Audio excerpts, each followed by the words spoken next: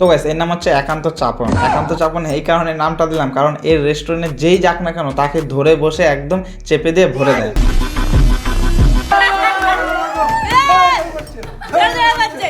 আপন কাকু যেভাবে নাচছে মনে হচ্ছে বহুদিনের তপস্যা আজকে পূরণ হতে চলেছে। একসাথে 4-5টা ভরে দিয়েছে এই ডিমগুলো। আর গাইস যাই বলো, মেয়েটাকে দেখে তো মনে হচ্ছে না যে সে কষ্টতে আছে, সে আর আনন্দেতে আছে মনে হচ্ছে দেখে। সে ভাবছে আরো যে আমার 4-5টা আরো ভরে দাও, মুখের মধ্যে অনেক জায়গা আছে মানে ডিমগুলো।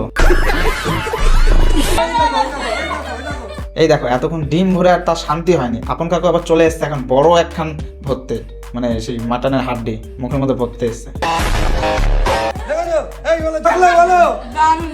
হ্যাঁ দারুণ তো লাগবে, কারণ আপন কাকুর ভরার স্টাইলটা তো ভালো, কারণ ভরতে ভরতে অভ্যাস হয়ে গেছে না।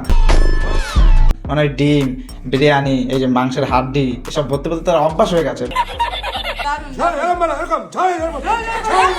হ্যাঁ ঝরে ঝরে তো পড়বে। যেদিন দেখবে ওই মাংসের একটা হাড্ডি গলায় গিয়ে ঠেকে গেছে, সেদিন দেখবে ছড়ে ছড়ে পড়ছে, একদম ঝরে ঝরে পড়ছে।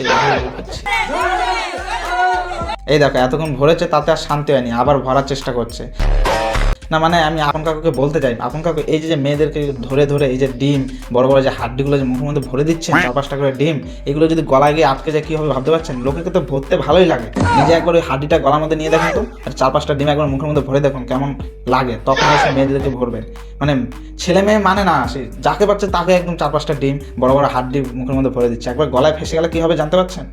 আর গাইস তোমরাই বলো যে গলায় যদি আটকে যায় একটা মেয়ের যে কি হবে ভাবতে পারছো? সবটা টপকে যাবে। আর আপন কাকুর যে রেস্টুরেন্ট আছে না, একদম ভরে দেবে দেখবে মুখের মধ্যে তোমার।